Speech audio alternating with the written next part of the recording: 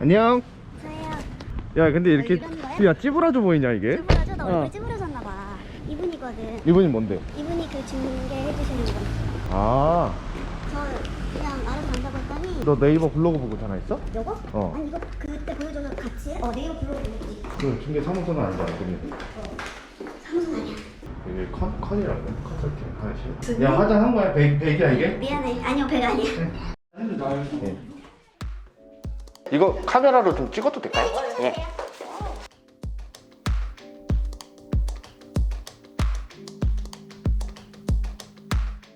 아니 그러면 전세가가 2억 8,800이면은 매매가는 얼마예요? 비슷해요. 요즘은 전세가 4년 계약으로 바뀌었잖아요. 주인들이 가만히 있다가도 올릴 수밖에 없어요. 2년 뒤에 올릴 수가 없으니까.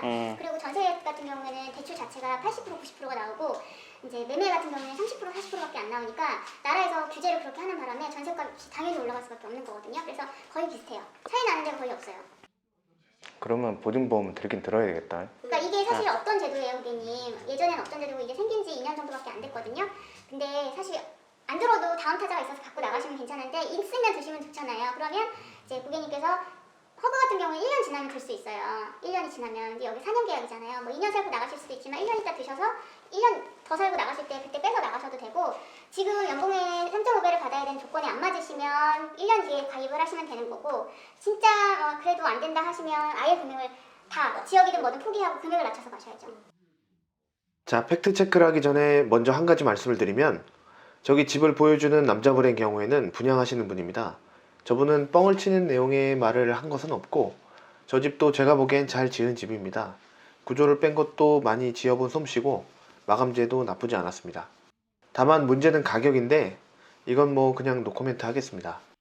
다만 제 친구 혜원이의 경우에는 전셋집을 구하는 것이고 매매가와 전세가가 동일한 정도로 높은 전세가의 집을 구하는 경우에는 나중에 깡통 전세가 될 것을 대비해서 전세 보증보험에 필수로 가입을 하거나 저런 집에 전세를 들어가면 안 되는데 저기 컨설팅 하시는 여자분이 보증보험이 안 들어지는 이유를 전세를 구하는 사람의 문제인 것처럼 둘러대고 일단 전세를 드리기만 하면 된다는 생각으로 1년 뒤에 보증보험에 가입하라는 무책임한 말로 이야기하는 것이 문제의 소지가 있어 보여서 영상을 만들게 되었습니다. 자, 먼저 주택도시보증공사 허그의 보증보험 가입 조건입니다. 어디에도 임차인의 소득 기준에 대해서는 조건을 정하고 있지 않습니다. 자, 다음 SGI 서울보증보험의 보증보험 가입 조건은 서울보증보험 홈페이지 들어가셔서 약관을 다운받아 보시면 나오는데 정리하면 보증보험 가입 조건에는 임차 목적물, 즉 해당 주택에 대한 가격 기준만 있을 뿐이고 임차인의 소득에 대한 내용은 전혀 들어있지 않습니다. 허그나 SGI의 여자분이 말씀하신 임차인 연봉에 대한 조건들은 없습니다. 아마 주택금융공사의 상품을 이야기한 것 같은데 중요한 것은 어찌되었든 전세 보증보험을 들 수 없는 주택이라는 겁니다. 오히려 허그의 경우에는 보통 전세 2년 계약하잖아요. 1년이 경과하기 전까지만 보증보험에 들 수 있고 1년 후에 보증보험을 들 수 없다고 되어 있네요. 컨설팅 하시는 여자분이 고지한 내용과는 정반대의 내용입니다. 그럼 저분은 왜 거짓말을 해야만 했을까요? 그것은 보증보험 주택 가입 기준 때문에 그렇습니다. 이것이 허그의 보증보험 주택 가격 조건인데 1년 이내 최근 매매 금액이나 개별 주택 가격의 150%라는 내용입니다. 그리고 다음 이것이 SGI 보증보험 주택 가격 조건입니다. 두 회사 조건상 매매가와 전세가가 동일한 신축 빌라에 대해서 전세 보증보험 가입이 불가능합니다. 당연히 보증보험 회사가 돈을 물어주려고 작정하지 않은 이상 매매가와 전세가가 동일한 주택에 보증을 서주지 않겠죠. 주택 공시가격의 1.5배 정도로 전세가격을 책정하거나 주택 분양가격의 72% 선으로 전세가격을 책정해야 보증보험에 가입이 가능합니다. 결국에 저 여자분은 보증보험이 들어지지 않는 높은 전세가격을 가지고 이 전세가격으로는 보증보험이 안 들어줘요 라고 말하면 전세가격에 문제가 있어 보이니까 임차인 연봉이 높지 않아서 보증보험을 들 수가 없고 1년 뒤에는 들 수 있다고 뻥을 치면서 일단 계약을 성사시키는 것에 목적이 있어 보입니다. 결국에 혜원이가 저 집을 계약했다면 계약기간이 만료되고 나갈 때 새로운 세입자를 동일 가격에 못 구하게 될 가능성이 크니 보증금을 제때 돌려받을 수가 없을 것이고 혹여나 집이 경매에 넘어가기라도 한다면 시세보다 비싼 가격에 울며 겨자 먹기로 경매 취득해야 하는 안타까운 상황에 놓이게 되는 것입니다. 말은 간단한데 실제로 당해보면 몇천만 원 날리는 것은 쉽게 일어나는 일입니다. 자, 그럼 이제 두 번째 집으로 가보시죠. 여기는 또 다른 방식입니다.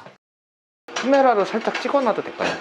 네, 괜찮아요? 네. 조명도 잘 해놓으셔가지고 조명 직접 하신 거예요? 조명은 만약에 잡으시게 되면 안 가져가고요. 아. 저 붙박이장이랑은 안 가져가고요. 아, 저 원래 돼 있었던? 아니 저희가 들어가서 한 거예요. 아. 저거는 어차피 떼어가도 딱 맞질 않아서. 그쵸.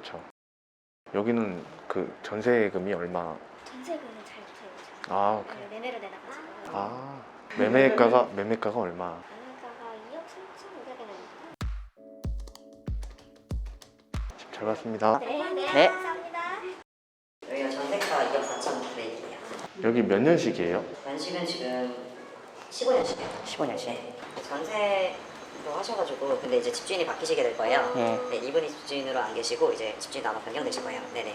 전세로 들어가게 되실 그때 말씀해주신 것처럼 안심대출 네 가능하세요. 여기도 공시지가하고 다 맞기 때문에 공시지가보다도 오히려 더 1,000만 원 더 저렴해요. 그렇게 전세를 내놓으시기 때문에 괜찮아요. 공시지가 1.5배에 1,000만 원은 싸다는 거죠? 네, 맞습니다. 예. 야, 들었어 안 들었어? 방금 매매가 2억 3,500이라는데 전세가 2억 4,900 들었어 못 들었어? 그렇게 해?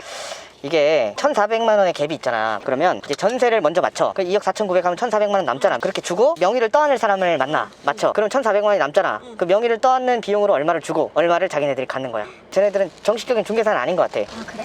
왜냐하면 이런 짓을 보통 하는 팀이 또 있어. 물은 완전 그치. 이제 너는 이제 모르면 그 다음 전세를 받을 때 보증보험이 있으니까 보증보험에서 너는 돈을 받겠지만 그 보증보험의 돈을 이제 갈취하는 거지 얘네들은. 나랏돈이니까 눈먼 돈이라고 생각하는 거야 내가 보기엔.